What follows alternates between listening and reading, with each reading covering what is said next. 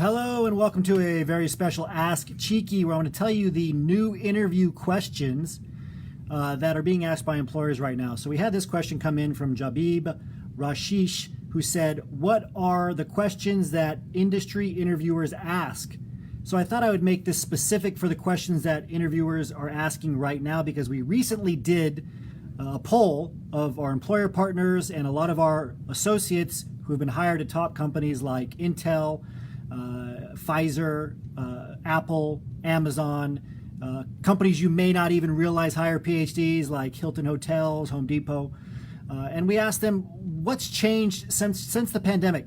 How have the questions changed? And not that initial change that we talked about several months ago, right after the pandemic, but what is the sustained change in terms of the lining, the types of question, the lines of questions that you'll be asked on an interview. So I have 9 really good ones for you here. It was going to be 7, but decided to go with 9 because the last 2 were too good. So make sure you stay till the end. Number 1, what other jobs have you applied to? This is a subtle difference in terms of the questions that were usually asked before. Employers wanted to know, and then wanted to kind of put you on the spot to see what other companies are you interviewing with? What other companies have you applied to? What other job titles have you applied to? Here they want to know about the types of jobs. Have you applied to other remote positions? It's a great way for them to tell whether or not you'll be able to work remotely in a more remote position. As workforces get more decentralized, right, as the companies and team members, their staff gets more, they need to know what style of working is right for you. And that's the first kind of question they're going to ask, because they want to know the types of jobs. Are they jobs that can be done remotely, or only jobs that can be done in a lab? So if there's a shutdown again, etc., you're not going to be useful for them. Number 2, what's your morning routine? Now, we usually hear about morning routines in a more of a personal sense, but this is a question that's being asked a lot because employers want to know how you do you have any structure to your day?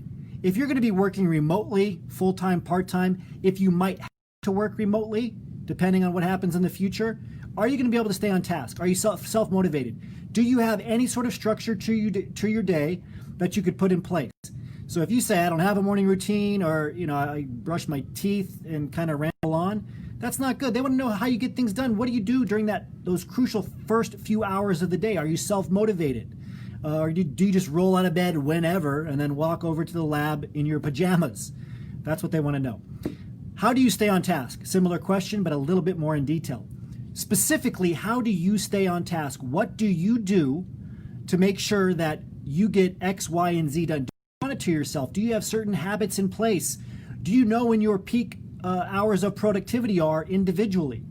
Very, very important question. You need to be able to answer that again, because they want to know that you can work autonomously without somebody standing over your shoulder. Especially even if you're able to work on site, but you have to be further apart from people that you're working with, depending on the regulations of whatever city or country that you're in.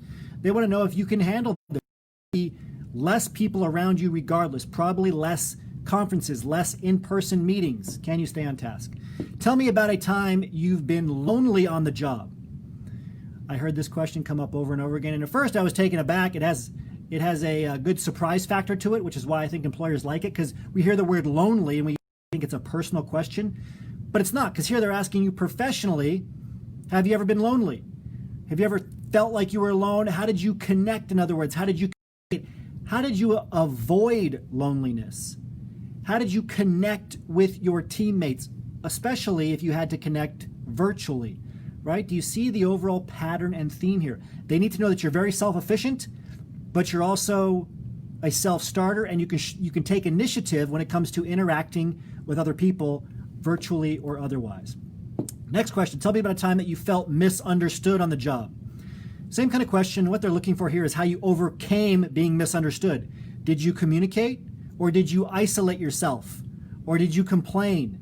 What action steps did you use? This is crucial. It's the new, tell me about a time you resolved a conflict. All right, so tell me about a time you've been misunderstood. It's a subtle change, but it's indicative of the times that we're in. How did you track your work previously? Now, this is a time where you can really shine as a PhD. because you likely had to document in a lab notebook, on a spreadsheet, in a lesson plan, your progress on a protocol, the data, the outcomes, etc. Talk about this and then extrapolate how you would track similar data or track your productivity, or even just keep a log of what you're doing so that you can become more effective and be effective and actually look at that end result of whatever you're doing remotely or otherwise. What's more important? This is my favorite. I only heard this exact phrasing once, but the general theme came up over and over again. What's more important, people or data? What's more important, people or data? Now, data, right? In that part of you, that's the PhD, says that. But it's not true, because you need people to get the data. You need people to process the data.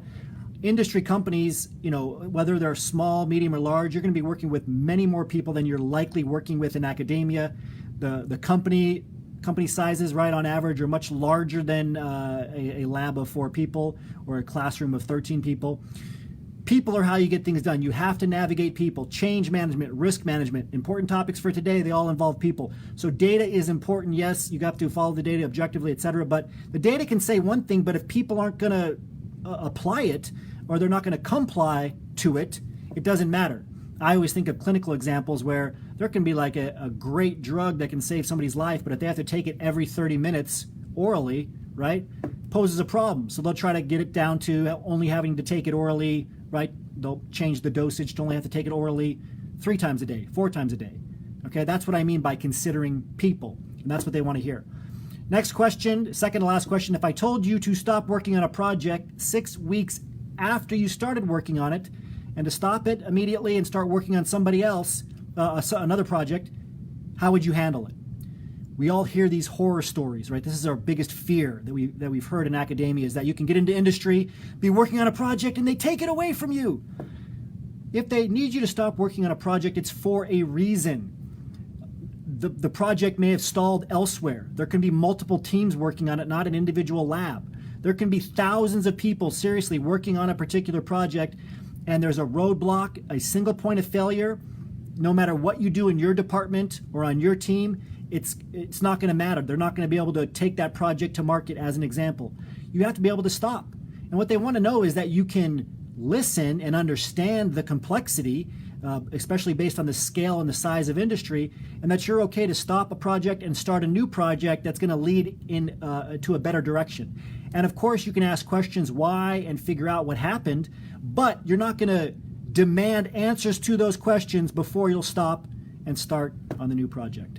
Last question, if we stayed remote forever, would you be okay with that? A lot of companies are asking this because they don't know what's happening. They want somebody who wants to work at that company in that position so strongly that they will adapt and pivot and do whatever it takes to work there, remote or otherwise.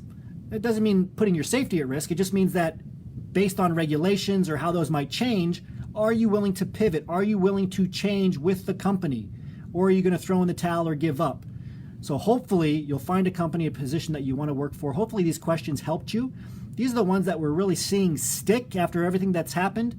It's a brand new world in industry. And if you want to get hired into an industry job, we have a association called the Cheeky Scientist Association that'll help you get hired. It's the world's largest platform specifically dedicated to helping PhDs get hired in industry.